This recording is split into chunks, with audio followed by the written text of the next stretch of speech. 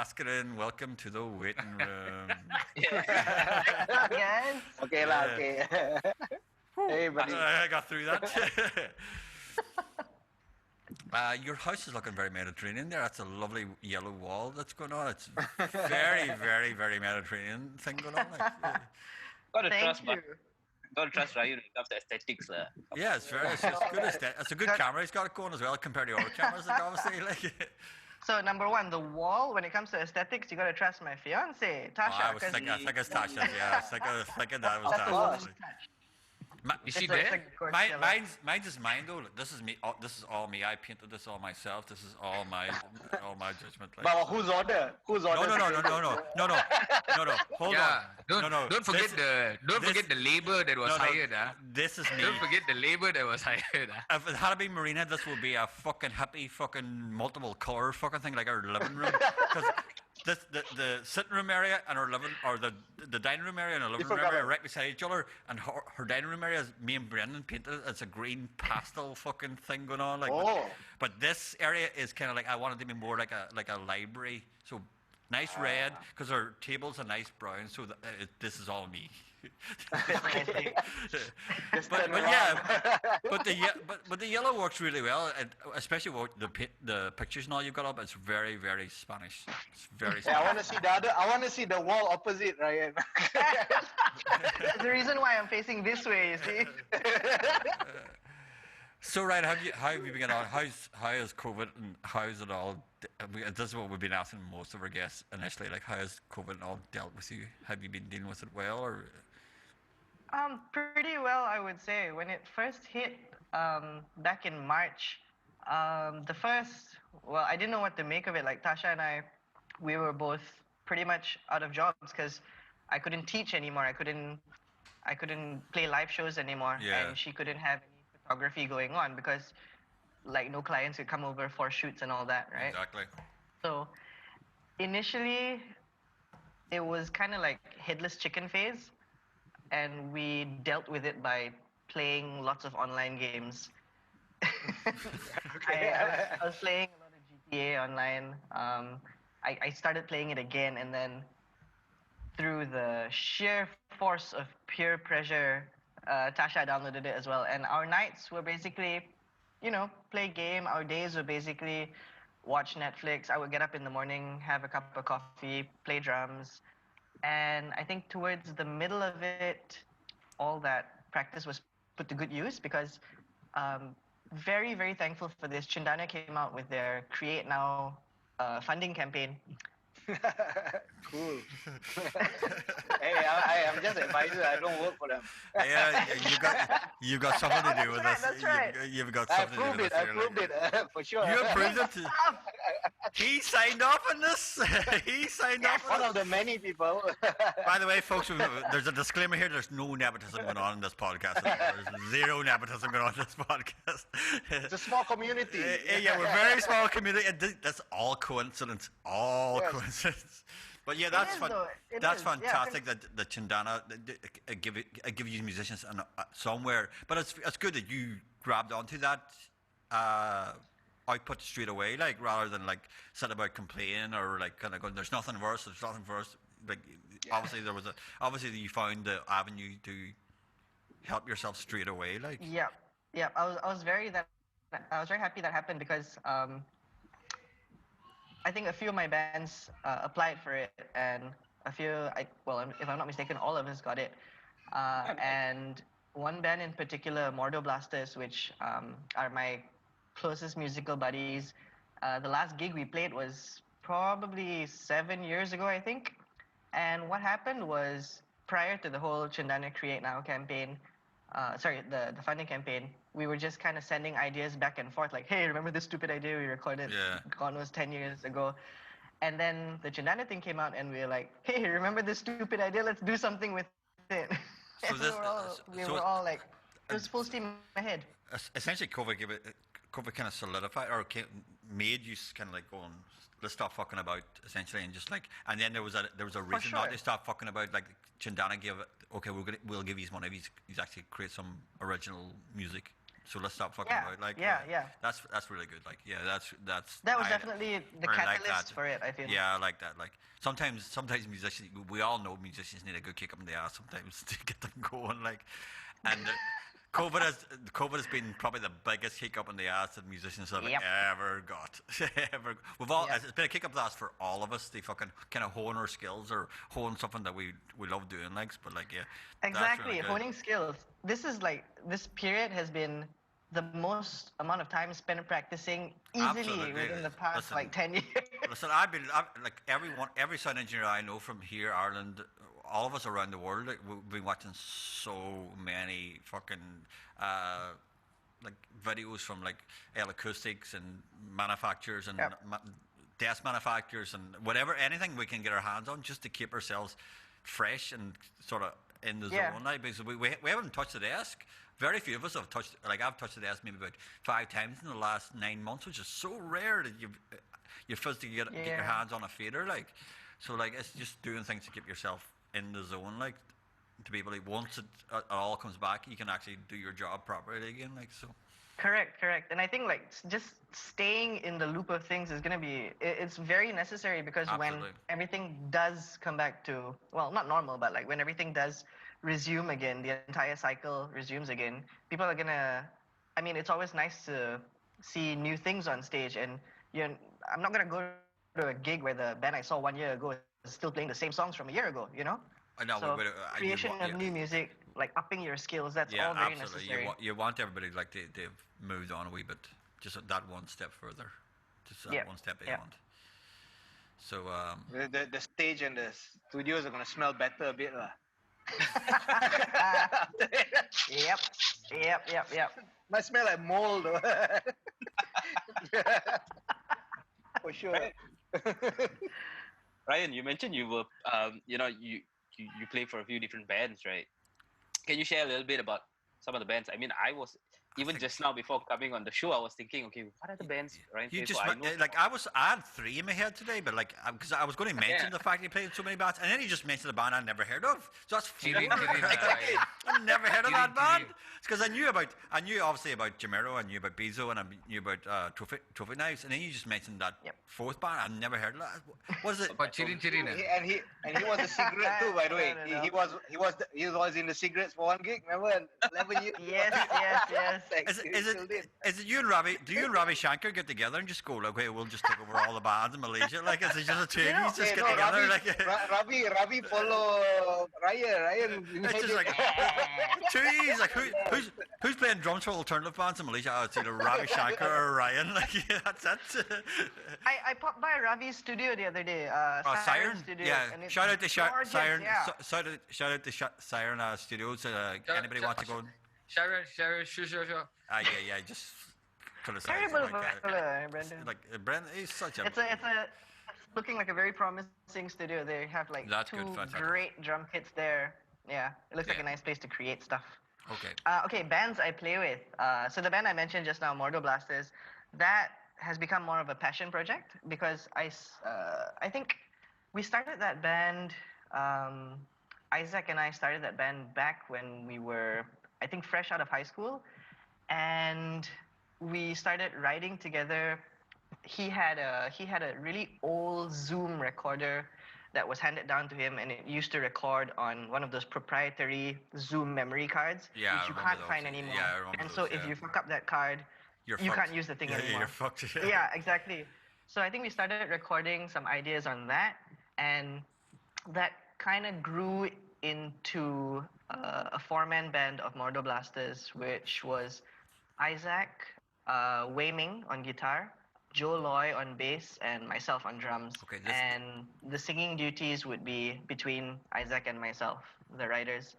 And I can't remember which was first, whether we started playing with Dash, which was Darren Ashley, or Mordo Blasters, but the three of us, Ming, Isaac, and myself, we kind of, none of this was planned, but we ended up playing for a few different bands, the 3 of us. I think we played for Prema Yin, back when she was gigging very frequently, and then we ended up playing for Dash as well.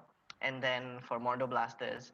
And yeah, I can't, off the top of my head, I can't think of anyone else that we played together. But we loved making music with each other, and I think we spent a lot of time together, and we became, and this is reflected in the way we write as well. We became very tolerant of each other, and of the way we deal with ideas, and we accept each other's ideas. And I think that's very, very important. Very important. Friends first, then bandmates. Yeah. The same goes for, like, if you're in any serious relationship, there has to be a friendship, then a relationship. And I think this is it's the best thing to have in a band. Because if you guys are friends, it gives the comfort I've of never auditioned in my life. I never auditioned any band member. I always friend first. Hey, can I hang out first? Then you ask, hey, Yeah. can you play instrument? yeah. the friendship thing always gives the implied element of honesty from any conversation then, so you don't have to worry about upsetting them. Well, there's obviously sometimes some worries of upsetting of you're going to kick them out of the band. Especially in Malaysia. Well, Especially in like- Malaysia, Derek. Come on. yeah, especially in Malaysia, especially.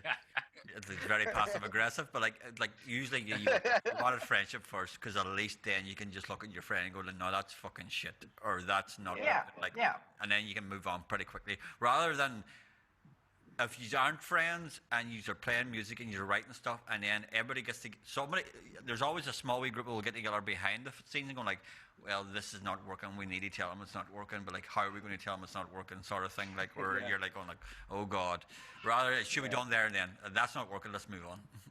Yeah, if your friend just tell you, man, fuck you lah. And that's what's needed. Like you got to just, like, straight up. Yeah, I don't like what you're doing. Let's deal with it instead of one of us calling it quits. You work on it. I once had to kick my brother out of a band I was in, like, fuck. That was rough. And my brother is huge. He beat the shit out of me if he wanted to, like, but like I still had to do it. I go, hey man, it's not working, you're out of the band. He's like, well, how did it go? He took it. I made sure it was 8 o'clock in the morning, and he was just leaving to go to work. He was leaving to go to work. So I told him as he was leaving to go to work, and then he had to spend the whole day thinking about that. And I went to my work. I didn't see him then for about at least another day or two, because then it was on the weekend. So he was leaving then that weekend to go see his girlfriend in another town. So I didn't see him for 3 or 4 days. So I made sure I planned my insidious little fucking thing pretty well. Like that's great planning. Like, don't hit me now, you're gonna be late for work. Yeah. My brother's a fucking black belt in kickboxing and enormous. Like, he would fucking murder me. He would have murdered me if he wanted to. Like, and he's got a very bad temper, but I love him. Like, but like, it wasn't working. He was a singer. What do you play? Singer. He was even worse. Was a singer? He was the singer, and it wasn't working. But all of us were terrible at the time. Like, we just thought he was less terrible than all the rest of us. Like, so that just had to be done. Like, it was all relative. Like, look back now, we were all shockingly shit musicians. Like, but like, unfortunately, he was a wee bit lower on the scale. Like, so had to kick him out. There could have been a band there, the Rush Brothers. Ooh. No one wanted Or just that. Rush. No Rush one with an E. Just rush. Rush with an E, yeah, no one wanted that. Hey, that would not have been prog rock. It would have been shit rock. Like, it would have been the simplest version of rock you could ever have found. Punk rock would have been more complex. But anyway, so all these bands you're playing with are obviously completely different in styles. And obviously you enjoy playing the different styles. Do you find yourself? Is it difficult? Do you find yourself having to lock yourself or cut yourself off from each style, or do you find yourself bringing each style, kind of like integrating various styles into the other one, like as much as you get into the band, if you know what I mean? Like, because Yep. I get what you mean. Bezo started off as very kind of like reggae-esque indie rock. But she's getting, it's becoming more progressive with her new stuff. Jamero's quite laid back, kind of surf rock, maybe surf rock. Trophy Knives are a straight ahead hardcore rock band, like they're just like balls to the wall. I'm not too sure there's the other band, but do you find yourself bringing the influences from each band into the other as you go along? I guess it's kind of like a picture like a Venn diagram with with pop rock in the middle. So okay, I am equal parts loving pop and loving rock. I think that's where Yeah. my heart for drumming is. Oops, Yeah. Just tap the mic. Sorry. I So grew up on Travis Barker, stuff like that. There. Yeah. I completely I understand. grew up on. I think the first thing I remember hearing on a vinyl was it was kind of like an audiobook. It was Peter and the Wolf, but with Okay. a symphony. So, Yeah. And the second thing I remember choosing to listen to was a compilation of I think the Beatles' greatest hits or something, and I used to use my mom's Walkman to kind of replay just one side over and over again. Okay. So that's where my love for I would consider the Beatles pop lah over anything else. Absolutely. That's why my love for pop music really solidified, I guess. And it wasn't until quite a bit later that I started listening to what my brother was into, to what my friends were giving me, and what my drum teachers were giving me. And it was a lot of Rage Against the Machine, the first Godzilla movie soundtrack was one of my favorites Okay. because it had a Puff Daddy song, but he sampled Kashmir Yeah. from Led Zeppelin. Yeah. Tom Morello played And guitar on it. Yeah. That Yeah. riff was insane, and it was years later before I found out that it came from a Led Zepp song. Yeah. So I liked that heaviness to it, not knowing that it came from a rock band. I was listening to a lot of Metallica, a lot of Rage Against the Machine, and then I was going through my teens, and Blink-182 came out. And wow, Travis Barker was the shit, still is the shit, will forever be the shit. The shit, yeah. Yeah, he's awesome. For pop rock drummers, I think Travis Barker is ground zero for pop rock. He wins. But you started with Ringo lah. I mean, you were in the Beatles. So Ringo was, but Ringo, very relaxed, man. Yeah. I think the Beatles. I don't think. Maybe I might be overstepping my mark, but I don't think you were listening to the Beatles for the drumming. You probably for the pop But it's very peculiar type of playing. That It is. It's very peculiar. I think I'm on board Yeah. with John Lennon saying that Ringo was even the best drummer in the Beatles. Like so, not good. Like John probably could play better. I skipped a phase actually. In between the Beatles in the Walkman and the rock phase, there was the Michael Learns to Rock and Backstreet Boys and KRU phase.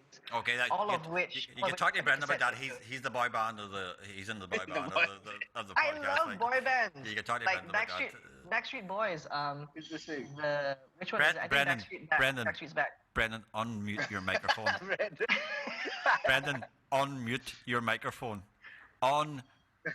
Speak. There we go. Yeah? Yeah, your microphone is muted the whole way through that conversation. No, I know.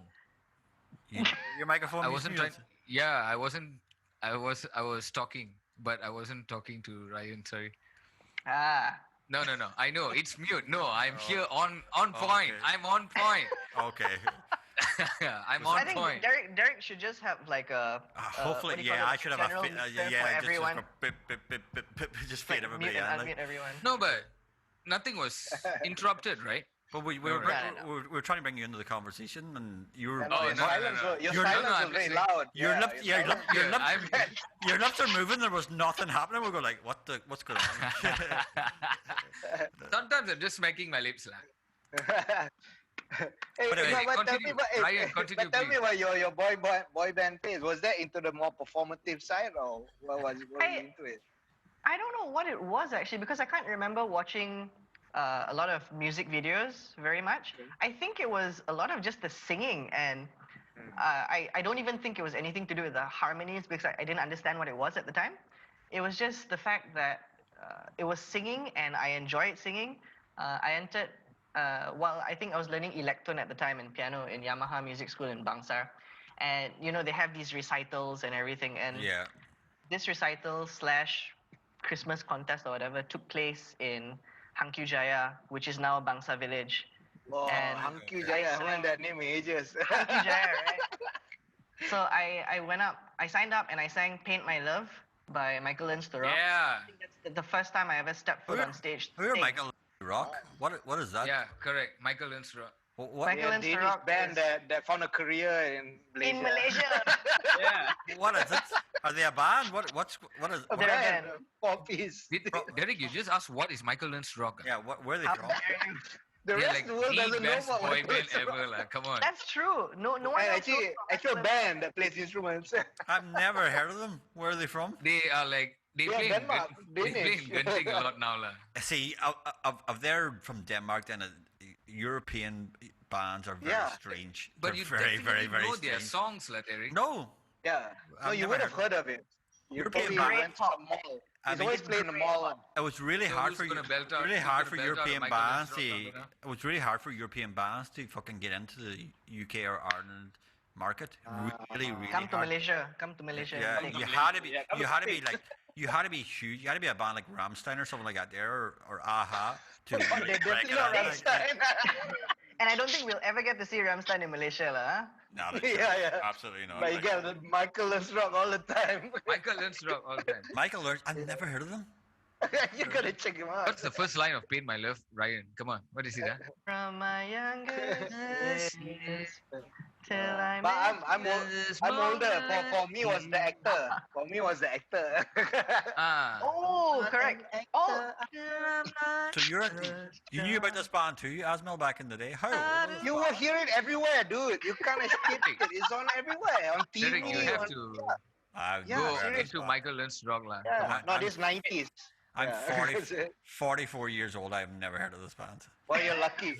Yeah. Never heard of this band. That is, you usually have heard of everything, you know. Yeah, I know. I usually have heard of it all. You Yes. usually have heard of everything. No. Michael See, Learns Derek, Rock. you're not fully Malaysianized yet. Until Correct. You know Mr. That's Yeah. weird. Like, agree, I agree. it's weird. I've never. And they're from Denmark. They're a European band. Like, Yeah. it's weird. I've never heard of this band at all. Yeah. Michael Learns Tell you. Rock. Yeah, basically Datoks lah in Malaysia, basically. Really? Yeah. Yeah. Yeah. They The could best get that Datoks. shit. Yeah, they probably got PR. They don't even live here. I've been living here for 6 years. They can fucking get no chance to get PR. It's fucking For a while, nepotism. for a while, Kenny G also had Dato shit. Yeah, Correct. Kenny G.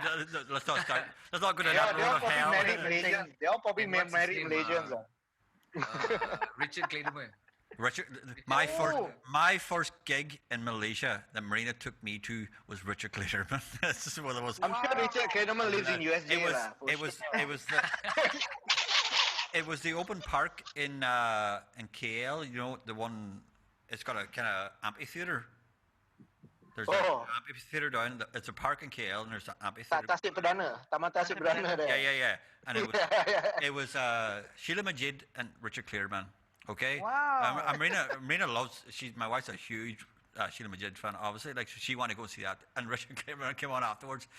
He just spent an hour playing cover songs on a piano with no fucking singing or nothing like that. I was like looking on this. Oh, you maybe- didn't It's play funny that you- together. This maybe was the most horrifying things I've ever seen. Like I just come from Belfast, seeing some of the energetic bands a human being could ever do live sound for. To Richard Clayderman doing cover songs on a piano for an hour. Like I was like, oh God, this is See, horrible. that's the kind of stuff I was into as well. Because when I was learning piano, there was this one Yeah, Richard that's Clayderman true. song that would play on RTM. It was Ballad for Adeline. Yeah.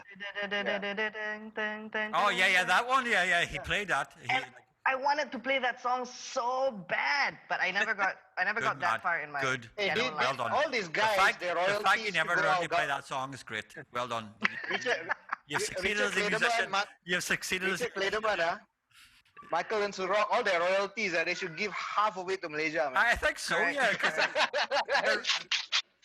Malaysia loves them, like the Eagles. Like Malaysia loves these bands. You go, what the hell is going on?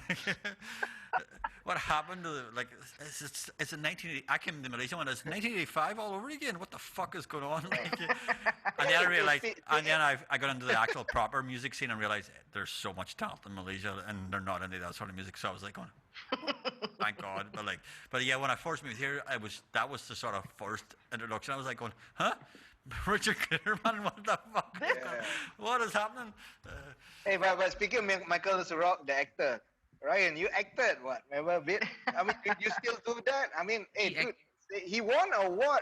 Kaki Seni, man. Bo Cameron Award. Yeah, Ryan, man. Oh, For Econ, a theatre play. Ryan won an Was actor it award. 3 or 4 times? what is this, Yeah. Ryan? You're just Was that your doing first? It was everything, your first acting gig, was that? That wasn't my first. Gado, That is it? was not Gado. This is pre-Gado. Gado was this pre-Gado. All the cast in Gado were from Aircon. Pretty much, right? Yeah. Pretty much. So I was very lucky lah, because my parents always kind of pushed me in the direction of art and never once forced me to. Well, with the exception of the piano lessons, they never once forced me to do anything that I didn't really want to do, but they would always give me a nudge. So when I was about 12, was I like 11ish, 12ish? I started doing. I started like kind of going for theater classes, I guess. There's a theater company called Five Arts Theater Company, or Shout Five out Arts to Center them. or something. Yeah, and they had this program called Theater Muda, where kids and teenagers could come every Saturday and Sunday, I think, for classes at their center in Taman Tun. Sidetrack a bit. Kudos to Five Arts as well for giving out their space to use for free. I don't know if it's still running, but they also got a grant from Chendana, if I'm not mistaken. And they put out an ad. Whoever needs to use their space, it's a beautiful black box kind of space. I think I've seen this recently. I think Chris Trophy was Knives posted- managed to yeah, shoot yeah, a yeah. video there. Okay, Yeah, I so think that's Chris where was Trophy posting. I think and about there's a free space to use. Please come and use Yeah. it. Like that there. So, yeah, great job, Five Absolutely Arts. fantastic. Yeah, we all support that. It Yeah. Like I got myself into theater, and my first theater production ever was called Neta, and it's based on a Chinese folklore, I guess, or Chinese legend about a boy who was born in an egg and he has superpowers and whatnot. And it was a Monkey very magic? interesting experience. Sorry, Monkey Magic? is that like the English version of it? No, Monkey Magic was the he's like Boy these are born all- in an egg. I'm way too old. Monkey Magic was this Asian TV series where the guy was born in an egg in a mountain in fucking China. Like Oh, this might be the same Might thing. be that. Might be Yeah. that. I'll like it became a TV series and it was kind of a martial arts TV series in the 80s in the UK, like, and it was amazing. We all loved Monkey Magic. The guy broke out of a giant egg, but like I maybe that's Became probably an not the omelette. same. I mean, at the same time, I mean, it might be based on it, yeah. but Might be like a similar- it just sounds really like Monkey Magic. But go ahead, Ryan. So that Neta, that production was pretty cool because in my mind, theater was like, stage. It has to be staged in front of an audience and everything. And we performed this in a lot of flats around KL. And there was one in Bangsar, which was Flat Sri Pahang. I don't know what kind of flats these are. I think they're like government flats or something. But Flat Sri Pahang was the one near my family home in Bangsar. And when I performed there, I saw a lot of my schoolmates because a lot of them stayed there as well. And it was it was very eye-opening for me because I think looking back at it now, it was because performance needn't to be always on a stage. It really is wherever you bring it, And it was just out in a badminton court. It was half shadow puppets and half live Okay, action. Yeah. And we just set up the entire thing there, put on my costume and everything. I was like 11 years old. I was like, whoa, I get to perform. And then I kept dabbling in theater every now and then, I guess. And a lot of things sparked from theater, I feel, or around that time when I was doing a lot of these things. There used to be a show on RTM2 called Golden Kids News. And it was a bunch of kids in the morning presenting kids kind of news. Like, for lack of a better definition. And I did that for a while as well. And that's where I met Rendra Zawawi, who is also a musician and is now based in the States. And it wasn't until a long time that I met him and got reacquainted again. I also started doing voiceovers around the same time. And thankfully enough, my voice has not changed since I was 12. You can still play, do kid shows. Hey, that one got demand, man. I am typecasted all the time. I do not have a radio voice. You can still I have do not those have an announcer high voice. A notes, like. I can sound like a teenager, like a kid, and that's about it. Ryan, can you give us a little VO clip, please? Who you want to hear? Unstoppable or Gopal? Let's do both. Let's Give do me a both. line. What does Gopal like to do? Gopal likes to eat, and he has what's his power? Food transformation. Uh, food transformation. Let's Gopal. That's Gopal. I'm the English Gopal in Bobo Boy. All right, really? Oh, nice. Cool. Okay. Still. What? Just No. doing everything, lah, Ryan. Just doing everything. Still. Wow, that's cool.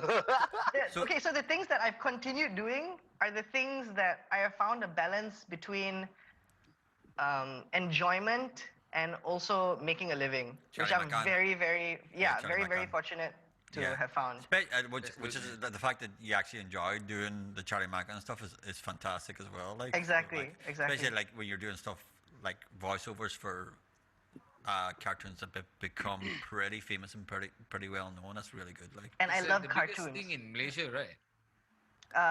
Isn't it? I don't know whether it's that or it. I think it's recently the Asian one that Anime has made the most money in terms of their box office stuff. box office. is that the one? Yeah, bro. Yeah. Was it? Did you work Yuri Wong? The Yeah, audio- the theme Yuri is one of the first. I think Yuri is the guy who got me my interview for No Black Tie. Oh, nice. Where I end up becoming the sound engineer in No Black Tie because my wife knew a friend of Yuri's, so and then I went and talked to Yuri one day, and then he sent off a few emails to people, and then Evelyn seen the email, was one of them, and then asked me in for an interview. So like Yuri's always got a special place in my heart because Cool. he was one of the first musicians I ever talked to when I first moved to Malaysia. Like, and he's got such passion for what he does, and he's so cool. He's such a good guy, Yuri. So like, yeah. Always good. We're just ending up the first half of the show here. I think in the second half of the show we start going into the bands that you're playing drums for and actually what those. Can we start that with Chirin Chirin, please? Did you talk about Chirin Chirin? It's like you avoiding it. The few times I said it, it's like I have Ryan's no idea. just avoiding. I have no idea what that. Not avoiding, not avoiding. No, I just simply. But we'll start off with whatever that band Brendan says. Ken. So what happens? Do I click the link again or what? I'll send you a new link. So Okay. So we'll be back in 10 minutes, folks. So we'll see you in a bit. Okay. And we're back with part 2 of our podcast, and we'll welcome again Ryan. Thank you very much again, Ryan, for being on it. Like, so let's kick into the bands because the bands is the most interesting thing. Like, Yeah. and Okay, so Brendan wants to hear about Shirin Shirin. Yeah, Okay. Chirin Chirin, please. My all-time favorite band. Brandon. Favorite Brandon. No. That show that you did, the Chirin Chirin. Chirin. CHIRIN. Oh, yeah, okay, Chirin. Okay. Same word twice. Okay. But let it be known that show that Brendan did the lighting for was one of the best lightings in show I have ever experienced while on stage because everything was on point, on time, got with the mood of the song, with the energy of the song. Absolute luck. Pure luck. No, this is what I like to call gut instinct. Yeah. That's also luck. No, it's good vibes, man. That band was just like crazy good, and I was so in love. You with worked a what lighting you guys desk.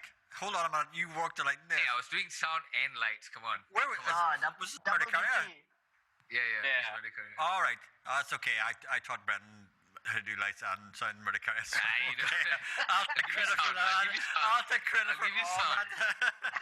I'll give you sound. I'll take lights. Okay. Every time Derek walks in, I'll just make sure I've done everything he's taught me before. Yeah, all right. Good. All right. Shirin, But okay, yes, so Shirin, Ryan, continue. I don't think I've ever seen Shirin Cherry came about- Mordecai. You haven't? No, I don't think Well, I ever. we went around for a no, very Ryan, long like so- that, I may have seen them. But there's a lot of times in Murder I was Ryan hammered. singing in so that like band, you know. fucking hammered. So like I could have seen you and cheered you on and not realize what the fuck I was seeing. Like, or like. Maybe. So what was it? What was the band setup? You were singing, playing drums. So yeah, it came about because I think I was doing a lot of session work at the time, and I was Yeah. playing for a bunch of different people for solo artists as well. And I guess I was feeling kind of like a burnout, kind of, from playing too much music that you have almost zero, not to say zero creative input, but zero zero creative input in how the song was made because you're playing covers all the time. And yes, there's an art to handling covers.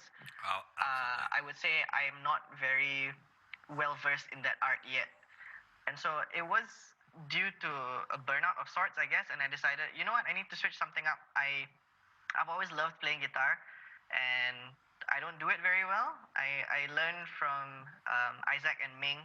They were kind enough to teach me power chords. I don't know if they regret it at this point. So I decided to put on a guitar, get some pedals. I was already like, I started my collection of pedals quite a while back because I like to just like noodle on the guitar at home. Noise. And I roped Ming in because at practices when we were together, there were times where he would hop on the drums and I would take his guitar and we would just like, mess around and stuff. And my other bandmate, Ting Yangshan, who's a photographer, runs his own production house as well, a creative house. Him and I used to be a band in high school. And I know he loves music and he loves playing music and creating music. And I thought, you know what, Ting, you want to play bass for this band? And Ming, you want to play drums? I'm going to get on guitar and see how this works out. And I think our first few jamming sessions were just go into the studio. We didn't even have any pre-planned covers that we wanted to try. We were just like,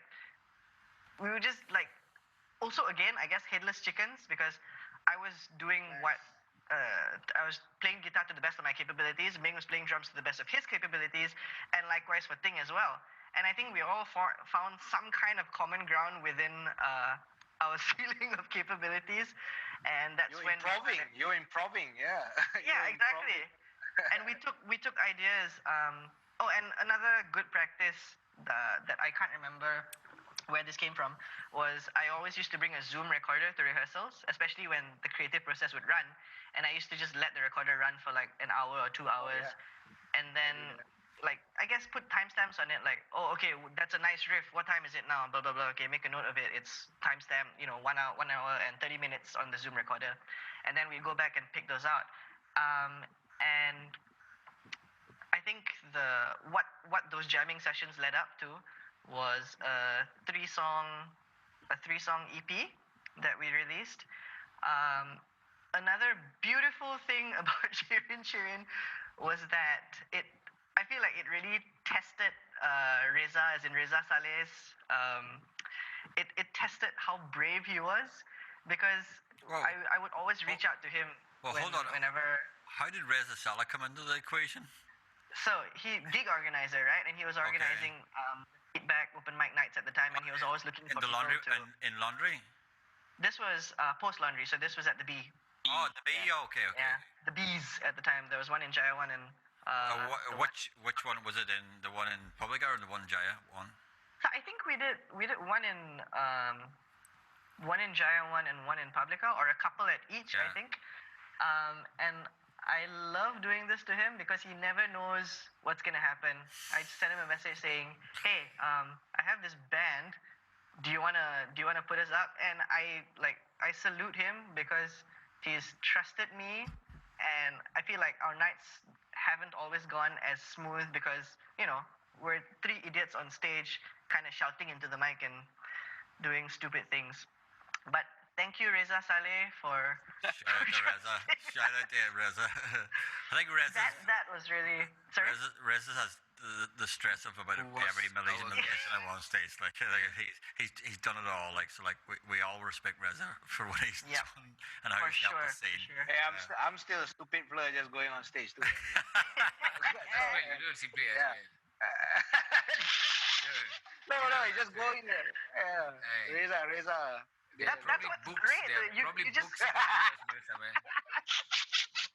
That's what it was like. I think that was the idea of Shirin to just go in and Yeah. perform and have a good time. Nice. But not at the expense of bad music. We did try to rehearse and play our instruments to the best of our capabilities, but it was always about having a good time. And unfortunately, that had to come to an end because good times don't pay the bills. And so I think Ming started going on tour, and he would travel around China and stuff. Yeah. And King got even deeper into photography and videography and all that. And yeah, lah, it was never like it's still not the end of the band. It was never cut off. Yeah. It's just like we had to stop doing it for now, lah. That's cool. I mean, it'll happen again whenever. I think that's Exactly. That's magical too. Yeah. Exactly. So who did you record your EP with? On Who first? Sorry. Who first, Derek? Who first, Derek? Alphabetical. Who Brandon first? Alphabetical. We just basically went on talking just now Sorry. over each other. Yeah, well, obviously white person first. So like, I'll take. Okay. Deal. No. Where'd you record who'd you record your EP with? And So we did everything DIY. Okay, cool. I one of my best investments ever was the Zoom R24, They've which got, is strange enough, they've got nice preamps, which is weird. Like, they're decent. They work, and you get yeah. a pretty decent signal from Yeah. them. And so it's 8 inputs, good enough for drums. It was a Yeah. simple punk setup. We did everything over at the Advent, the studio that I run with Ming and King. in We recorded the drums there beside Fuchs. in Aman Surya, Yeah. Yeah. Fuchs Place, yeah. a few Which doors is- yeah. down. So Yeah. we recorded drums there, guitar there. I think we did vocals there as well, bass, and then we sent it to Anthony of Big A, Yeah. Big A Anthony, Productions. yeah. Yeah. Shout out to Big. And he did the Anthony, mixing yeah. and mastering. Yeah, cool. Yep. Yeah, good. Excellent. Bren, what was yours? No one cares anymore. Forgot. Ayo. Privileged drums. Privileged drums. Wait, I remember. Are Chirin going to put up their stuff digitally? So the first 3 songs are on Spotify. We have some demos. I think we started work on 3 more songs, and they're like 70% there. I don't think any of the vocals have been recorded. So Get it out though. Yeah, cool. yeah, it's just a matter of like finding out who has the files. Yeah, And speaking of Spotify, like so everybody's been posting their like I'll just be honest, I despise Spotify with a passion. Hate it how they rip off musicians. I hate it as a platform. Like I have to use it, but it really like how much they rip off musicians pisses me off beyond anything. But what's everybody's maximum listening this week? I've literally got a few friends who had a couple of million fucking streams, and then I calculated. I have no idea. How much they would have made from the couple of million streams, and I was like going, Jesus, it's depressing how literally a couple of million streams this year they've had, and how much they made is depressing. How much they made. So what's So that everybody? they made less than selling 1 CD. No. They made money for a couple of million streams. They made money in the thousands USD. Oh, okay. They made Yeah, money you in want to- USD, but like You want to really be making money, every song needs to be in like the tens or hundreds of millions. yeah, You just need something to significant. put it in perspective, like when you used to get a song played on BBC Radio, you used to get like something like I can't remember the actual figure, but it would be like 20 quid a song. 20 quid a play when you get your song played in the radio. Play. Hey, There you This go. is how long a ago?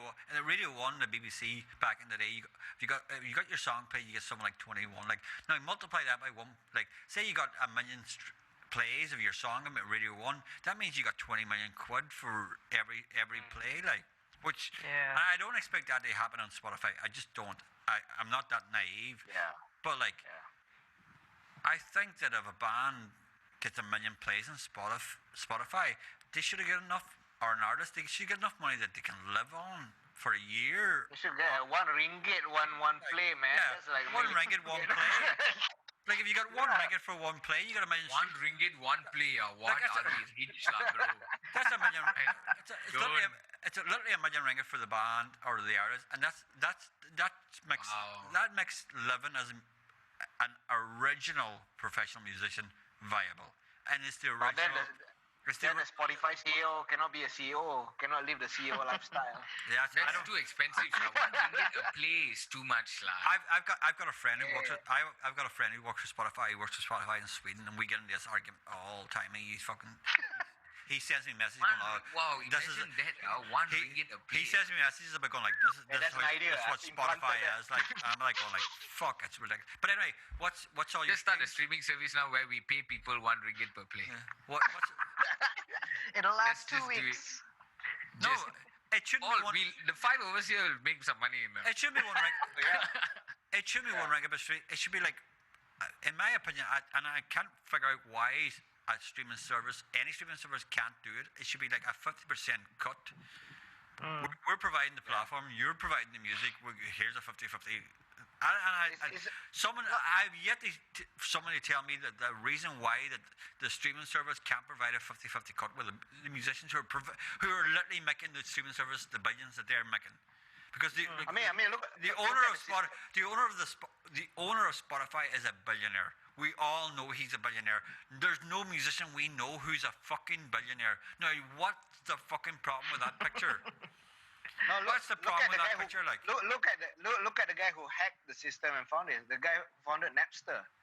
They fucking throw him, like fucking fine him. That guy should be. No. Be the CEO. Napster was a wee bit different. Napster was literally stealing music. Yeah, Napster was literally stealing. By he That's created that the- landscape. yeah. By he created that landscape, we understand that it's streaming. The streaming, yeah. He created like he created, but like he was literally stealing music. He was literally stealing music. Like we can't hold him up as some sort of shining light of. Well, yeah, we need to follow his example when he was literally like taking money from musicians, like. But like But- when the person who invents a platform that relies on music is a billionaire and none of the musicians are billionaires, I find a problem. Yeah, something wrong, of course. I find it problematic with that, like. And he's And I'm- telling everybody how to play, how to make. And I'm not a socialist in any stretch of form. I'm a kind of lazy capitalist, but like I expect some sort of leeway when it comes to the fucking performance. Anyway, my original question sort of got lost there. Welcome back. What was everybody's? Welcome back to the waiting room. What was it? We took the scenic route. Yeah. Our guest today is Ryan Just Bhaskaran. went off. We just went off on a tangent. What was everybody's final stream count? What was it? Has everybody got a nice stream? I don't know. I only saw a handful of. Ryan, you're in 45 bands. Ryan, It's you impossible are to like calculate. the superstar here, lah, Ryan. Is it Come on. possible to calculate all those Come bands? on. I'm like, we've got three artists here. Like, so what was all your guys' maximum streams? I don't use Mine was Spotify all mine. anymore. Right? Mine was all mine. Yeah. Or you just played I all don't your know, money? I'm just I like don't- looping in and shit. How else you think I get my numbers up? I have no idea how to do that. How do you count that shit? Asmil, I'll do my masterclass after this. Okay. I'll do my masterclass. But, Very quick, this I'll sign up. masterclass. 20 seconds. Yeah, masterclass. Masterclass have been a I- fucking idiot. I do like those Spotify things on, like, you know, what you've been listening in the year and like your top artists and everything. Yeah. I think 2 years ago, because I used to frequent a gym that I was a member of, and I used to always listen to like odd shit on Spotify. It wasn't always music. My most listened to artist of the year was Edgar Allan Poe. Oh, Because you, he's an artist, huh? He's an He's an- artist. there are readings of his the work, listening- and I was Ryan- listening to that a lot. Ryan's a closet goth. He just doesn't want to admit he's a goth. Ryan, I'm a goth. I've got friends. We've got a wee club. If you want to come over, we can sit there. We have to wait till it's raining. We can sit there. We've got a pet crow. He sits in the corner and he kind of looks at us, and it's okay. Is there wine and cheese?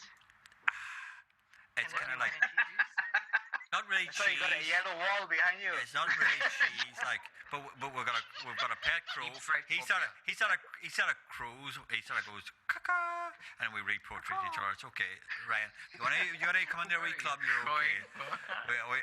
Goss all need more members. We all need more members. So okay, Ryan. It's okay.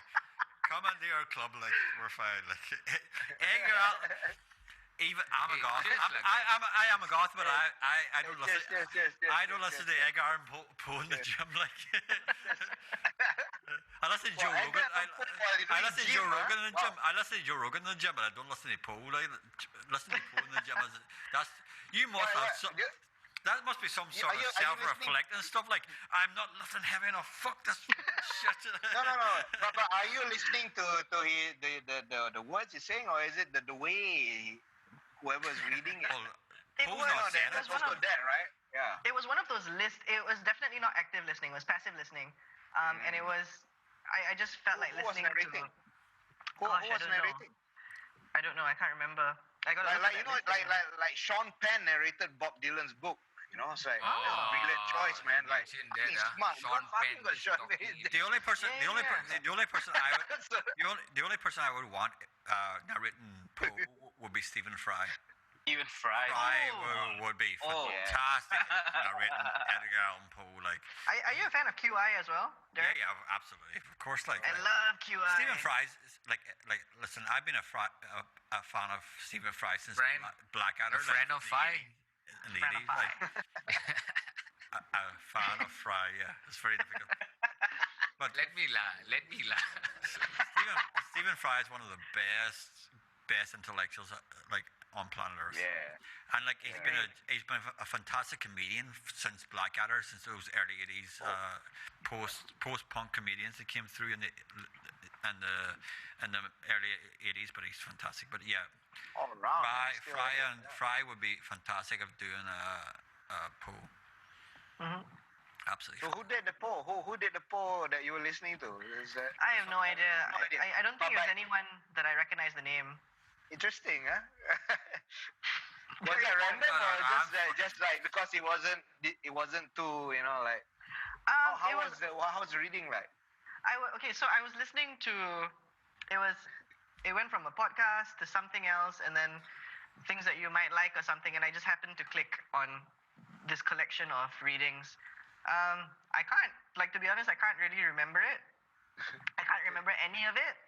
But I just kept on. Yeah. Just now It's in almost your kind of like just, subconscious. Ryan, almost meditative, I guess. did it help Nice. Did it help your gains? That's the only question that needs to be asked. Did I it don't know, help your man. gains? They're all lost. They're Did it all help your gains? Help your What- spiritual What were you gains. squatting? What were Spiritual you gains. benching? And what were you deadlifting? That's the only question that Oh, Poe helped you. I gotta tell you guys this. So, okay, a bit of a meathead segment here, but I used Go to for it. to the Go for it. Meatheads. I go to the gym. I love meatheads. love So it's like, meatheads, go for it. man. Go for it. Yeah. Go for it. So I used to go with my friend Joe, and Joe is he's a kind of like he's not a power lifter, but he does like Yeah. he fantastic. swears by the three things: deadlifts, squats, and presses. Yeah, right? bench, yeah. So he's the one who influenced me, and I love the deadlift because it's such a It's my favorite it's a lift as compound well. movement, No, it's right? my favorite Yeah. lift as well. It's fantastic lift. Like, And so when I used to go to the gym regularly, I used to warm up with 60, do a couple of sets of that, and then move up. So when I was lucky enough to find a barbell again the other day, I was okay, just warm up with bar alone. I popped on 10 on each side, and in this case, the bar didn't weigh anything. It wasn't like an Olympic barbell or anything. Yeah. So I popped 10 on each side. Okay, doing We're talking about 20. kilograms okay. here. 20, yeah, kilograms. Yeah. I popped another 5 on each side, which totaled to 30 altogether. Did 4 sets of that, and I had to go to the studio to clean up. The next day, I felt as if my back was gonna snap. It was horrible. Okay? 30 kgs. Lame. Deadlift will teach you about pain if you're not doing it properly. Also, because I think like I haven't been carrying drum stuff because there are no shows. So like I have not been lifting anything. Your lower back, your glutes, and your hamstrings will tell you like, yeah, you fucked up. They'll tell you fucked up badly. Well, And especially if you I mean, start lifting really heavy stuff like Don't The only bench I know is the one you sit on and drink. That's a good bench. No. The only barbell I know is like, Asmil, ting, one more. Asmil, do you exercise regularly or? I walk a lot. That's about it. Or gym, Walk around my neighborhood. or gym or I don't go When's gym. like the last time you like did like I don't know like an exercise routine or something? I do quite often. Like morning, I'll get up and I'll walk around. Yeah, so was yesterday morning. I walk Okay. about 7 km. Okay. I feel like your Just live walk lah, but shows. then people will look like they think I'm Osmo's trying to live show steal is something. an exercise. Yeah. Osmo's live show is like a Bruce Springsteen Asmil live live show. show, like It's watching or something, sweat. you get tired, like, it's whoa. like it's the same. It's You wa- fitness, right? It's true. Yeah, you watch Springsteen live and you're like going, that's a fucking exercise, and it's Yeah. Osmo live, and it's like you're watching a. But that's the best live shows are like that. It's like when musicians are into their own music and they're literally there's nothing worse than I hate than musicians just stand watching themselves play their own. I remember. Like musicians doing this and just watch, stand there Boring, bored. boring, man. Boring. Musicians throwing themselves up at a stage into their own Yeah. music, getting it, like sweating, pouring off them, like even You know, gigs are like I want to get paid for working out. So for me, like when I play gig, it's me working out. I get paid, man. Like fuck that shit. Yeah. even a troubadour like Asma, like where it could just be you on the stage. It doesn't even have to be a band, but like the sweat is pouring off you Yeah. because you're pouring your passion out. Like that's fantastic. Like and that's a fucking that's a workout in itself. Like Yeah. like I remember once of what Kyoto Protocol was it. I think I was playing with Ben's Beaches. I forgot what band. I was like leaping around like there was a tree there. I ran and I was like, hey man, you like work out? I said, no, I just walk, man. It's like, wow. The fact that he talked about a gig where there was a tree in the middle of the gig, it only says I'm Malaysia. That's Malaysia, He went up the tree. Yeah, like I was The way he jumping about, said it, I was it's not jumping like about, he and there went was up a the tree there. Where the fuck was this guy? There was a tree in your way, like. Asmil, you went up the tree, Asmil. No, I didn't went up. I just went around it. Where was the With your fucking guitar. tree? Why was there a tree in your way? With your guitar, Asmil. No. With Ben's Beaches that time I was just tambourine and jumping around. So I had freedom. I relished the Thinking freedom what came of really not like having an what was instrument. happening around this No house. fucking harmonica. I Pure could just like nonsense. I think but that's it's sport, right? very. It's fitness, right? Yeah. It is, and it's a very good point. And I don't think many musicians or many live musicians take how important fitness is. Absolutely. Like into Yeah. account. Absolutely. I think there was a huge show last year. I think it was Butterfingers, and they played like a 3-hour-long set, Yeah, and their bassist Bassist. collapsed Pada, mid-set or yeah. something like that. Yeah. And I mean, I don't know what his health history was, but I just kept like I was telling everybody and whoever I was performing with at the time, like, take your health seriously. Like, it's not a joke being on stage for that long. It really Especially if isn't. you're a drummer. If you're a drummer, you really need to take your health seriously. You need Yeah, to be fit. exactly. You And cannot. apart from just like physical health, Yeah. if you're gonna be on stage for any more than an hour, like your concentration has to be, if you're gonna Locked give your in. 100% Locked all in, the time, it has to be way high, man. Yeah, You absolutely. gotta take your health seriously. Okay. Yeah. So Ryan, Rest is important. Yes. on that point, so like drumming for trophy nights must be an absolute pleasure for you because you absolutely that band work out, man. absolutely is a goddamn work. No disrespect to like Bezo or Jamero, which are all fantastic acts, but trophy nights must be just an absolute pleasure to work your ass off. I bathe in sweat each time we have the a whole show. band bathes in sweat because the whole The band. whole band basically. And what's It's a gym band. Dude, it so is. So our bassist Shamir, he used to run a gym nearby, and Shout out he to Shamir. I think shout out to Shamir. Yeah, he's like a full-on personal trainer, and I think he used to do MMA as well. So before our album launch, the day of our album launch, Sunday, he was like, guys, come into the gym. We're gonna do a pump. You know, get us looking nice for the show and everything. And so we all just worked out together. like for Oh, 45 that's so minutes. cool. Dude, Yeah. I understand that because because it's necessary for a band that fucking energetic, and because watching you guys perform just puts a smile on your face. You're like, even if you're not into the music, bands who put that Oh, much yeah, just energy the into energy their comes out. into the Yeah. songs, you're like going like, that's what you want to see live. You don't want to see fucking bands like just bored. And you're just Bands, you don't want to see nice bands who look guys, bored about their own music. Like, once you see bands just ruin themselves You're live, like. You're just some really nice guys, like. Thanks, man. We try. Really, We try. no joke, lah. Like Steady. vibes are good. So like, Brendan maybe have a grinder thing going on here. I don't know what. it's always hey, no, or I've always that, had good, but like. I've always had a good Good vibes, lah. vibe with Trophy Knives every time I've met them or watched them or approached Even them. the names of This was even the names before are you fantastic joined, name, right? like. Yep.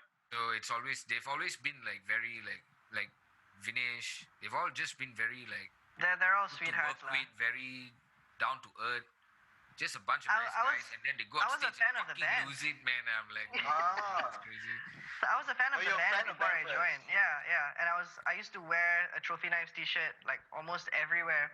And then I joined the band, and I feel it's a bit like I used to do this, and I still do it sometimes, but I'm a bit more sagan to wear my own band on my shirt. It's a personal thing. I know what you mean.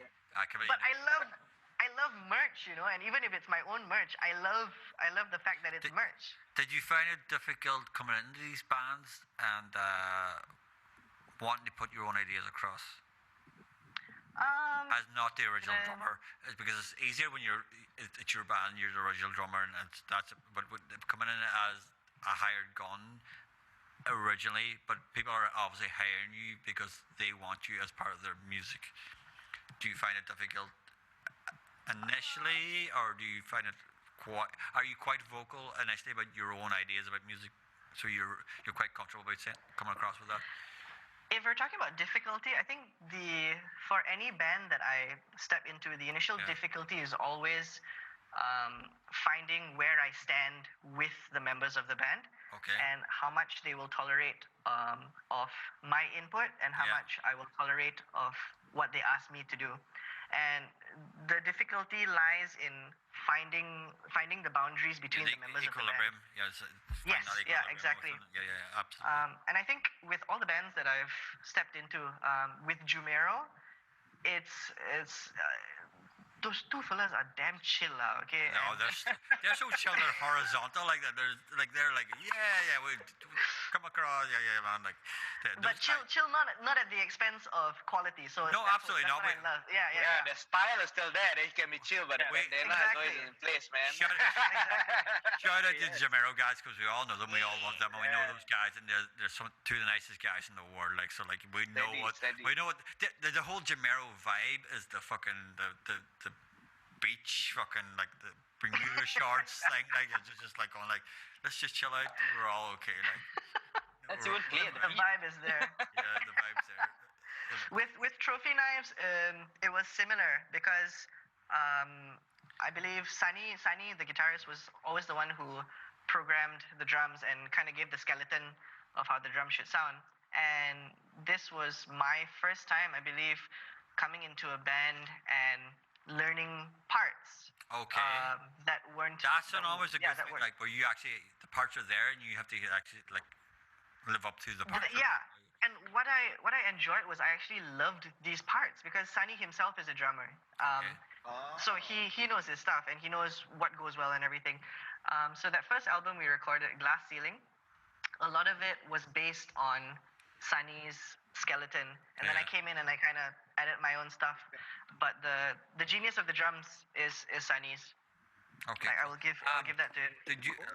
Did you have preconceived ideas of what you were going to bring towards these acts? And None. I don't think I had any preconceived ideas because I was already I was a fan of Jumero. I was a fan of Trophy Knives. I love Biju's music. but being a fan of those bands, you must have had like going like, okay, they're asking me to play with them, and I can I'm sure you just bring this throw to in the table. your Like I stuff, can bring it to a different level. Like, There's always going to be a human ego involved where you can go like, yeah, they're asking me now. I can take it from this level. And I can bring it. Definitely, there's like if I was saying those thoughts never crossed my mind, I'd be lying. And Yeah, I would, absolutely, because of when you're course. watching a band off stage, regardless of whether this band is a bunch of friends or whatever, you're always gonna think like if you're a drummer, you're gonna think, I could have done that differently. Oh, that role Exactly. shouldn't really be 100%. there. That kind of thing. Yeah, that's the question I'm asking. You've always had go to watch something and go like, I can take it, and that's I do that all the time. I do It's a that. normal. Everybody does that all the time. It's a normal instinct they have. Like we Yeah. watch bands. But it's very different from actually being in a rehearsal room, and when you're there on that spot, you will realize why the drummer did what he did. But how Because open? it just feels right. How open were the band? How open were they to your input? Was it a natural evolution, or was there button heads and stuff like? I don't expect you to fucking betray confidence, obviously. That's like No, obviously there not. was no butting heads. No butting That's heads. good. That's good. I feel like the only headbutting was in the way in the workflow individually, Yeah. because I work a certain way and my different band members work a different way. So that's the only Well, way. that's good. That's good. Okay. We'll reach the end of the second part. Are you 1:45. willing to go for number 3? I'm down. I've still got a bit more. Okay. Everybody else cool with that? Can do one more. Okay, we'll do one more. Okay, we'll stop. And we're back with part 3. Alrighty. Go. 3. Trilogy. Episode 20, part 3. Of the weight room. Brendan, ready? Yeah? Brent's still talking with his phone. My hair is ready. My hair is ready. Put that phone down. Your hair okay now, Bren? Is it alright? I love your laugh last minute. Yeah, that's a shit. I'm ripping off Shane McGowan. Oh, yeah, you see the Johnny Depp thing where Johnny Depp was loving the fact that Shane McGowan was laughing like that because he had no teeth in his head, like. It's the reason he was laughing, like. Christ. Classic. You. Hey, where do you stay, Ryan? Where are you staying at now?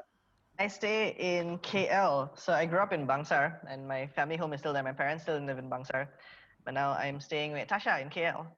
Okay, cool. Okay, cool. Downtown. Yeah. Down. The traffic isn't much to complain about because I don't leave the house at very common hours either. My classes only start after lunch, so I completely bypass the morning jam and I completely bypass the evening jam as well. Yeah, Jams I'm of all the happy. squares. Of all the squares. Yeah. that's usual musician life. Mm-hmm. Yes. That's right. They're just jealous. We don't follow the 9 to 5. Ryan, you got any releases coming up? Yeah. One major release next year with Trophy Knives. That's coming out in March. So we released the Nice. first 5 songs of that full-length album. It's a 10-track album, if I'm not mistaken. Oh. And we're releasing the next 5 in March. Oh, nice. Cool. Just digital, or are you guys gonna print or any long-term plan? It'll be both. It'll be both for sure. Oh, sweet. Trophy Knives always does like either cassettes or I think we're doing a vinyl this time around. We were supposed to do a vinyl the last time, but I think we fell short on some funding. So those things are expensive, man. Very Even to produce. expensive. Very It's not expensive. cheap, Vinyls are yeah. expensive. Who did it? You gotta make it real sexy. Yeah, gotta make it real sexy, the sleeve, so that all these collectors will buy it. Yeah. Yeah, exactly. Cannot Was that try Derek? Who mixed the Trophy Night stuff? So Sunny does most of the mixing, and then we send it to our guy Gary in Australia, and he does the mastering, if I'm not mistaken. Okay, Yeah. cool. Aussie first.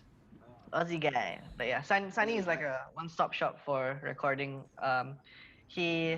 I think he tracks all the guitars at home. He does Wow. Vinny's vocals against his wall with an SM7B. was he self-taught or did he like what this He- actually He studied it. So he's studied a it? he's an audio engineer. Yeah. Oh, okay, cool. Okay. Oh yeah. Always, This is Sunny, important. This is very important, folks, for all you Sunny budding band members. Sunny. Yeah, get a Sunny band and member I, who can mix. Sunny is my college mate lah. Oh, Ah, serious? We went to SAE together, but he's I see. I think I'm not sure if he's a batch or two senior or junior to me. Not too sure about it. Hold on. Yeah. You went to SAE? Yeah. Okay. How you think I caught on so quickly to all the things you were teaching me? Did you cut on your guitar wasn't plugged in last week? Hey, that was the pandemic getting to me lah. Is that right? Yeah. Sure. Yeah. Plugged into my guitar. Fuck all. I forgot to put into the fucking interface. First half an hour of a set, paid set online. Guitar wasn't plugged in. It was only coming off as a vocal mic. Yeah. Yeah, dude. I'm trying to while I'm playing, then I'm trying to up the volume. I was like, Turn up the fucking volume. it's not going up, but I can stupid hear, I can hear my guitar. Then I'm like, okay, nobody's really messaged me about it. Then I got a couple of messages. Hey, guitar a bit soft lah. Then I look down. You should maintain that. Cable just lying on the ground. No, dude. you should maintain it, bro. You should go like, oh yeah, that's the pandemic sound. that's my sound. Yeah. Malaysia Bole. Plugged into my guitar. I just didn't plug into the. That's what COVID sounds like, lah. That's what COVID sounds like. 12 string behind you, Brandon. This was SAE funny, dude. Taipan. SAE Taipan lah. Yeah, it was near Taipan first. Then they eventually moved to SS25 or something behind the digital mall, further in Subang. There's like a warehouse. 19. Room thing downstairs and USJ 19 side. upstairs. Yeah, USJ 19. And Oh, they then I moved. think now they're shut down. I think they stopped. Gone already. Yeah, gone already. Gone already. There's some dodgy stories about SAE. Oh no. Yeah. Some dodgy stories, dude. Like, who? You need that dodginess for some grit, like. You need that dodgy. Really? Do we though? It's It's an so- international brand, That's so It's weird because like- SAE back home is such the most one of the most prestigious yeah. engineering universities in the world. Over here. Yeah, I know in Yeah. Australia Oh, also SAE is like. dodgy. You're like, what the fuck No, happened? I said there were a couple of dodgy stories, lah. Generally, everybody was great, lah.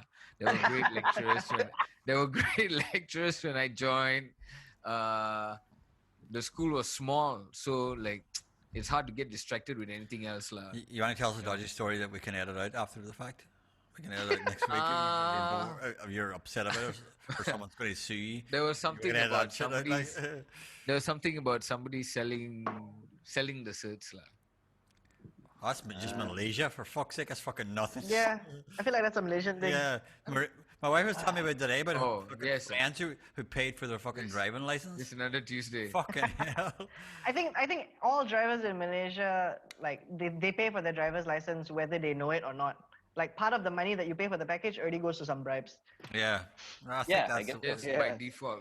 everything By default. everything by is default, the mama, the anne, so the roti canai, so he's somewhere is getting a bribe. everything's brown envelopes in this country. It's crazy. It is so crazy. Like the amount of brown envelopes. Moving on. Sunny. Okay, I'll move. You No. can move on. Then. You don't want moving on. Like, come on, move on. We're not moving, we're not continuing with Sunny. And he does the mixing and all that, no? Ryan, I think this question was asked to you Oh, me? about Sonny's God, mixing and Jesus. videos. Oh, what about like he does the mixing and a lot of the drum programming. But since I've joined the band and because I'm fortunate enough to have an electronic kit as well, what happens now, the workflow for Trophy Knives is now before this CMCO happened again in October, we were meeting up every Friday night to write new material for the new album. And so every Friday night we would try to churn out 2 ideas, maybe 1 full idea. And so what would happen after that is we have a skeleton of the song. I record an entire take of drums on MIDI lah.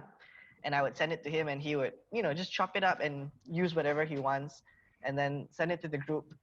And from there, make a a demo that is more concrete than the one we jammed out on Friday.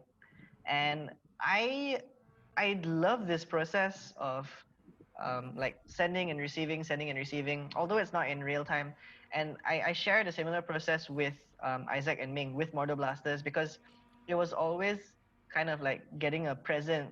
And we use this website called Soundtrap, and it's basically an online DAW. And so I would upload a drum track to it, and then Isaac would message me saying, "Okay, I uploaded a guitar track," and it was so exciting every time I logged on because like, wow, there's something new to listen to, and it's gonna be a song. So there was always that thrill of creation, and I love that. And what's it like with bands like when you're playing for Bijou or even Jumero? Seems like because you're working with so many different people. That was actually one of the questions I wanted to ask you earlier, right? Like, how do you? Thank God you asked that in the middle of the yeah. conversation rather than the very end. Yeah. like the time. I mean, okay, now it's COVID lah, but before this, you would see Bijou being a band that's actively releasing new stuff. Jumero is also actively releasing new stuff. Trophy Knives. Back then you also had Battle Bloom. So how do you manage your time apart from doing everything else on the side also? Okay, this is a feature that I love. Google Calendar. Can you see all this stupid colors in the calendar? Yeah, just Google Cal, man. Like Just keeping Google a calendar man. helps me keep everything sorted, and it also helps when your weekly practices with a certain band is set to that day, and there's no like, hey, today I cannot make it, lah. Can we postpone? No, if it's not that day, it doesn't happen that week, and that's the consequence. And I think that's just good discipline for any band. Like yes, we will tolerate like if there's an emergency or if you're just not feeling up to it, just say you're not feeling up to it, and we can skip that week because that's important too. If you're not feeling up to a rehearsal session, it's gonna show in the rehearsal session. So yeah, what really helped was having a dedicated day for each band. Yeah, that's pretty good. Like, yeah, it must be difficult though because like when we were playing in original bands, like it was always a thing like 3 days a week had to be for rehearsals. It just had to be 3 because like we always knew that the bands that we wanted to either be like or kick off the stage because in back home it was like playing live was always a kind of sort of competitive thing. The bands were going to be playing on live on stage with they were doing 3 days a week, so we had to do 3 days a week as well. Like so, like with all the so many bands, it must be very. It has to be you have to be organized. Like correct. Yeah. You have to be organized, and I think it also changes because whenever there's a new release, like let's say Trophy Knives was rehearsing for the album launch last year. I am also very, very fortunate to have very understanding band members in all my bands. And when you're rehearsing on something new, it is going to take time. And time spent in this project means time off from a lot of other things. And very fortunate that all my band members are very cool about that. And they give you the time and they give you the leeway to do that.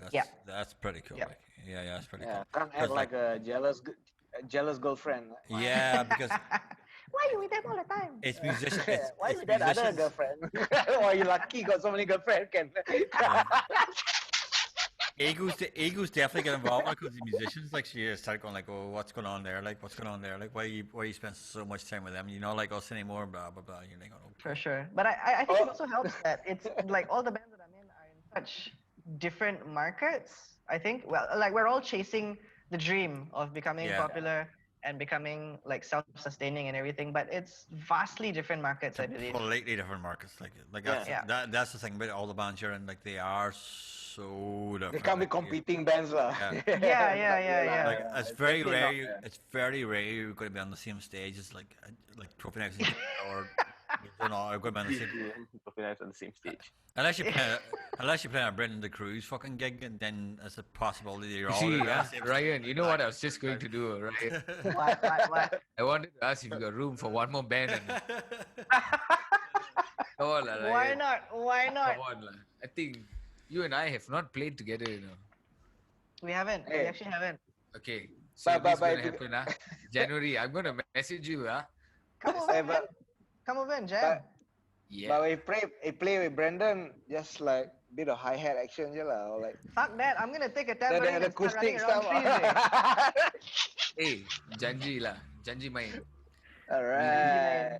Just turn off your phone, Got a man. drummer. Just turn off your fucking phone, man.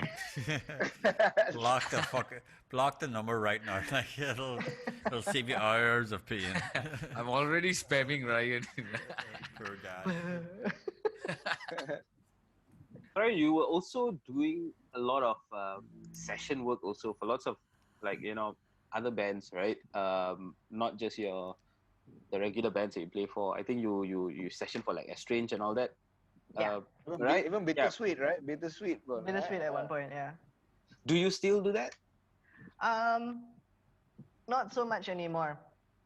And I stopped doing that because I started pouring more effort into the bands that I'm actually a part of, compared to the bands that I'm just sessioning with. Bittersweet I had some of the best times playing with Bittersweet because that was my first indie band experience lah. This was during like the peak, the peak when Kami was at it was the heyday of Kami lah. 2000, yeah. Yeah, and for those who don't know, Kami was like a TV show based on like the Malaysian music indie scene and everything. And every weekend they would have a gig in Malacca, in Penang. Like they did, I don't know if they did Sabah and Sarawak, but they did the whole of Semenanjung basically. And almost every weekend I would be traveling out in a van with the Bittersweet Boys and Anthony because he used to do live sound for them as well. And it was super fun for me because I was still in college. I was getting extra pocket money to spend. I got to play really fun music. All the boys were super nice. Yeah. That's good. That was my first like indie experience. And playing with Bittersweet also led to playing with One Buck Short, playing with Pop Shove It, and then subsequently Project EAR. That's right. You've played with Pop Shove It's recent shows as well. How was let's talk about that. How was those shows? Pop Shove It? Yeah. Because obviously all you guys probably grew up kind of like Pop Shove It being one, especially if you're in the hard rock kind of like Linkin Park fucking pop rock scene. Pop Shove It would have been. I knew them because of X Games. There was the official anthem for the Asian X Games. When so how was that? How was that end up playing with a band who you obviously like grew up as like, oh Jesus, Pop Shove It, or one of those bands like you're like oh. That was cool. Although I've never had, I don't know what the term for it is. I look up to. I would say idol worshiping would be the I suppose term, I don't have an idol worshipping complex or anything. Okay, that's not too bad then.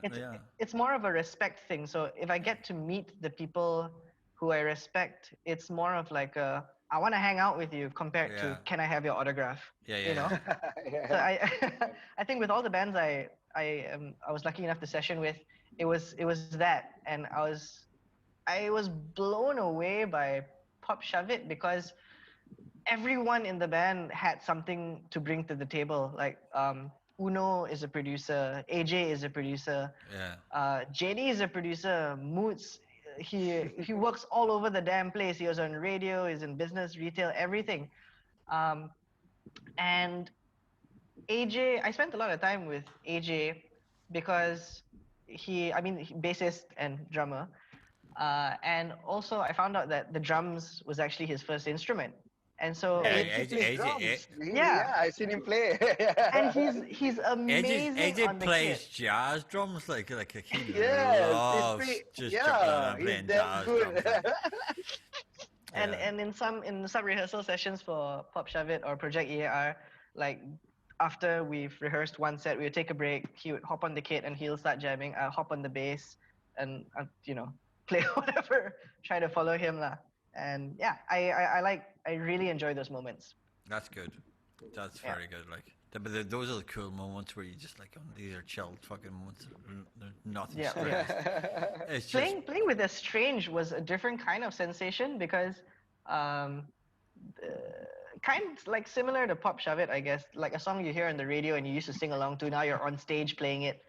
Two people, and I had a I had a Itu Kamu moment. Ah. That one Oh, time I was man. playing on stage Come with them. on. Yeah. And you Itu can't Kamu help lah. but sing along because Yeah. you know it's such a catchy song. Yeah, Such a catchy song. Yeah. yeah. That's nice. That must Yeah. have been like. Were you like tearing while you were playing? You will were never know like, because the GoPro was behind me. Were you singing while you were playing? I was singing. Yeah, you must have been, man. That's crazy. It was really nice, and those boys are also sweethearts. They're super nice. Yeah. They're all Nice, super man. cool. I used to Nice. like those GoPro videos you used to do when you were playing. Yeah. Stuff it. That's just crazy. So there was a Because, like, period in we'll always watch you playing your Jumero, your Bijou, and then suddenly you're just like fucking just going mental on the drum set for a while. It's like that's damn cool. I think there was a period for a couple of months, maybe half a year, where I did not have any GoPro videos because I used to have a GoPro 4 silver, GoPro 3 silver, I think, and Kong. we took it underwater, and the case had a crack on it. Oh shit. Allah. Kong. Damn. So I got a session 4, which is the small cube-like one, which is so much more portable and so much easier to just like strap on any stand anywhere. So that's cool. I like that. I love GoPro videos. Like I love watching GoPro videos as well. True. Nice. Yeah, man. Yeah, man. Should have one on your stick. Should have one on your stick on him. I was like, I've had one right here. I think there was a Pop Shove It game where someone had an extra GoPro and I just strapped it on my chest, and at the time it seemed like a good idea and some good footage came out of it, but then when you're just focused on that, it's so freaking like you oh get yeah lah, dizzy that's true. because there's just so much movement around. What about on your forehead? Cannot. No, like, Right, also can. I remember, I think it was Mior from Ochentaku at one of the, I can't remember whether it was Rock Away or Rock the World. He had one on his forehead when he was on stage and he did a stage dive. And it was amazing footage. Yes. It's Yeah, so yeah, good. must have been lah. I think the only person I would ever want to see have a GoPro on their forehead would be Danny Carey. I would be like, I just want to see what Danny Carey does and how he does it properly. Just like, Speaking of which, so I teach drums, right? And I teach grades to some of my students. Schism is a grade 8 song. Schism's a grade 8 song. Yeah. Hold on, and Schism's a legitimate grade 8 song that you actually teach people like. In under the Trinity syllabus, there's the rock and pop series, right? And Schism's what in I there. love- Yes. Holy And what I love about shit. this exam series is that they take real life songs and convert them into exam pieces. So in grade 8, you have Schism, you have Fire by Jimi Hendrix, you have Wow. Rosanna. It's a great Rosanna. syllabus, and Wow. I find myself having to learn this shit because Yeah, your I've never students played want pool to in my do- life. Yeah, exactly. Yeah. And it's God damn, crazy. Schism's in it. That's so There's a cool. there's a few Tool songs that should be in there that no one's ever gonna fucking even want to try. Like fucking hell, like grade, but grade A is pretty high. Grade A is like teacher level. Like it's once you get past that, your teacher level and that. Pretty much. So like, but like. Yeah, but fucking- Rosanna is interesting. Got Rajay, my drummer, told me. Listen, Rosanna, Stuart I was like, Copeland's one. Stuart Copeland's one of the best. Stuart Copeland's on. Rosanna is fun. Rosanna is fun. Stuart Copeland's on. One of the few songs I could teach my students off the bat because when I think I was learning with Maximo Soliano over at Bukit Bintang and Bentley, and he's the one who got me into people like Chick Corea and Toto and like bossa nova and all the stuff that I didn't listen to previously because my previous drum teacher was a metalhead and a rockhead lah. Dylan, who used to teach at Mahogany in Bangsar, and he introduced me to Slipknot, Lacuna Coil, Children of Bodom, like heavy ass shit lah. Proper music. And Proper music. drummer music. So when I heard Toto and Rosanna and everything, and I started doing my research on like drummers forums and everything, and the shuffle that's in Rosanna was like the thing for all drummers to learn. Apparently, yeah. And my 15 or 16-year-old self was like, shit, okay, I gotta learn this, and I'm so glad I did. Well, that's good. paying No, off. that's good. Like, so it was a Soliano that taught you proper like Jazz drum. Well, he opened me to the world of not hitting hard and not using the crash so often. Yeah, hitting like with finesse, I guess.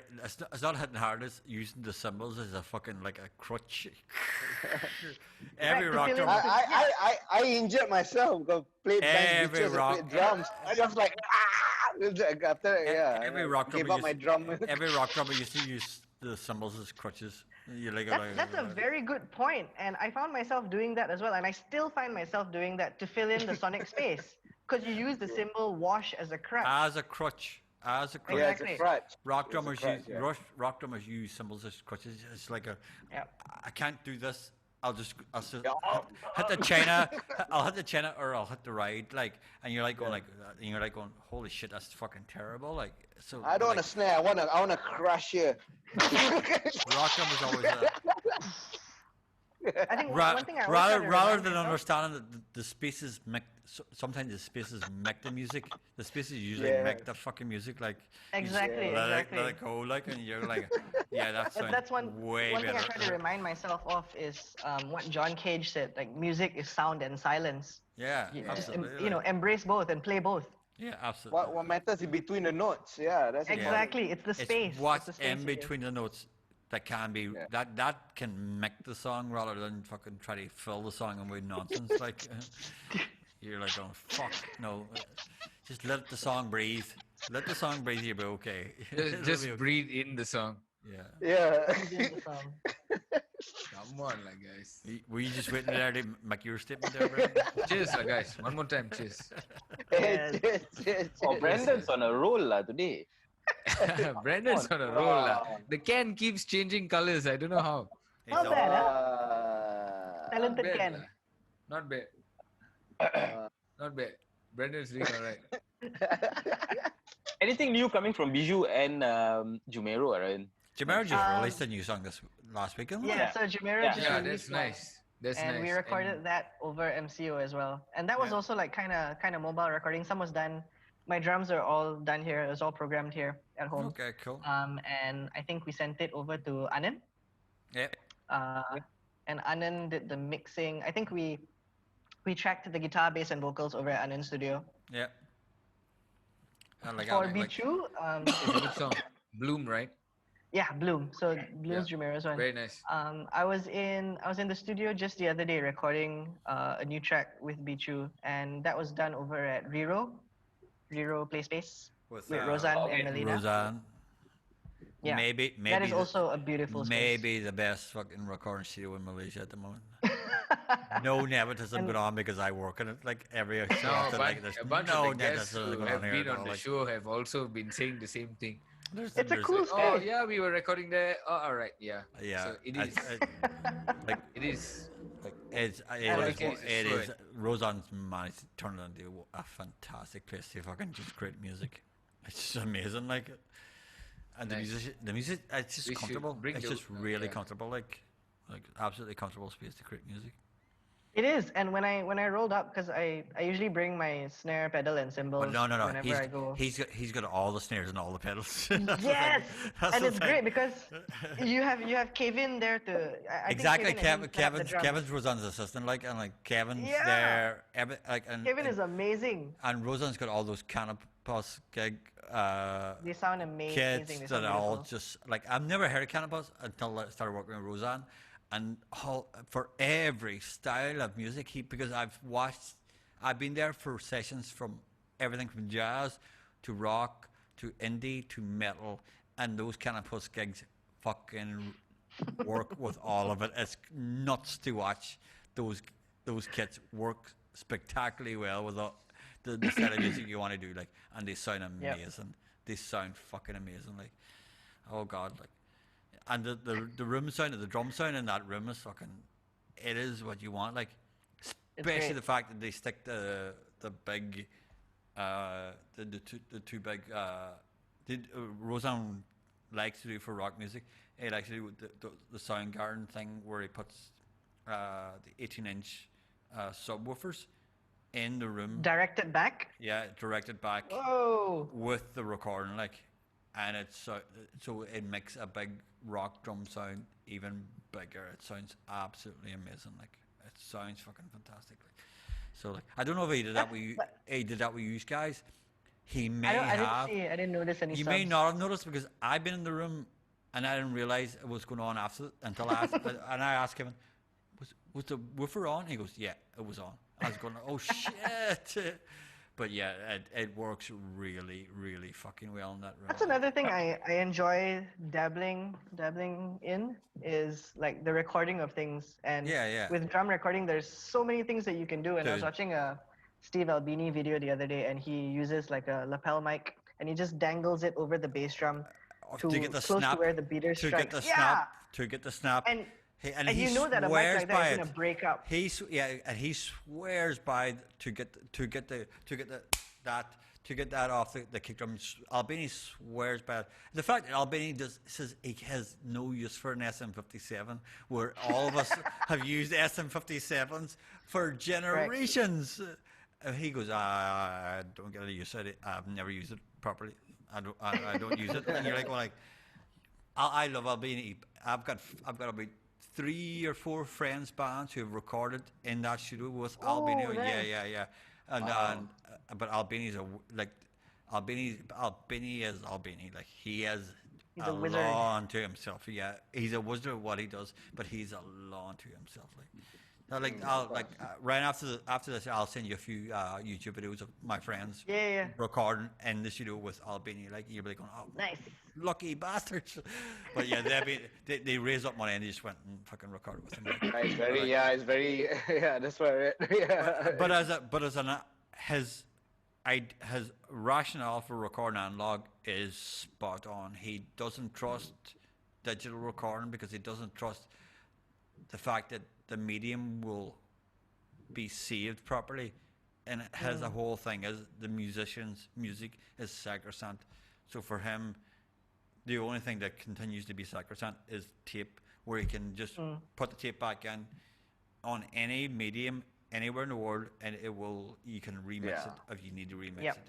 Where all the mediums that he's gone through since he started recording in the mid '80s, from mini discs to all those mediums have all gone by the wayside, and he's correct on that regard.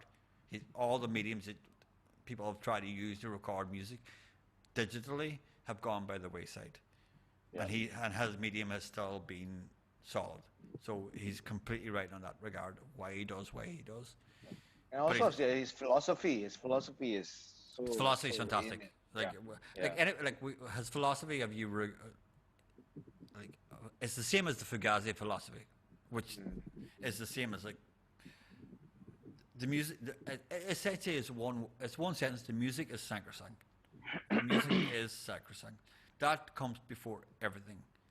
Doesn't matter what the band wants. Albini's taste never interfere with the band's needs, where that's nothing compared to every other musician and producer and all. Like I produced and record music. I produced and record Brendan, and my taste always interfere with Brendan's taste. Like, and my ideas always interfere. For Albini, As it should. no, for Albini it doesn't. For Albini it doesn't. For Albini's ideology and his fucking philosophy is his ideas should never interfere with the musicians. The musicians' ideas are sacrosanct. What they if he thinks their ideas are ridiculous, it doesn't matter. He's still going to record them, mix them, and release them. That's Albini. Okay, back say in Ireland and all that, Doesn't matter. or wherever. No, Doesn't- I'm asking you in Yeah. your experience, like, what has it been like working with other engineers? We will all give our inputs. Okay. We will all give it. So Like generally, every engineer you've met, everybody functions all with give our input. sharing input, lah. Albini is a completely unique individual for all of us. We all look up to him as someone who's released some of the most amazing music we've ever listened to. But he's very unique because for him, he will never inflict his ideas onto the musicians. Yeah. He will never will. For him, you'll see his interviews, and for him, he'll say it point blank. it's not his place to tell the people that are paying him to record them how they want their music recorded or how they want it to sound. It's for if they record stuff and they don't think it's proper, they'll ask him, what do you think about that? And they'll go, well, we'll play it back and we'll see, do you like what you're hearing? They don't like what they're hearing, they'll go, we'll do it again. But it's not him to impose his ideas, because Albania will tell you himself, he's got fucked up musical taste. His favourite bands are horrendous, like Big Black and thing bands like that. They all sound fucking, they're all recorded horrendously, like, and they're all really, really, really badly recorded bands, like. So he's telling you can't fucking impose that on a fucking band who are paying him to fucking record him, because it'll come out Very, very, very. awful. It's very, like, very ethical. It's very ethical where he's coming from. He's it's very different. He's as Steve Albini as really like straight down the middle when it comes to recording as you can. But he'll give you a fantastic recording. There's no doubt he'll do it. But he's not a producer.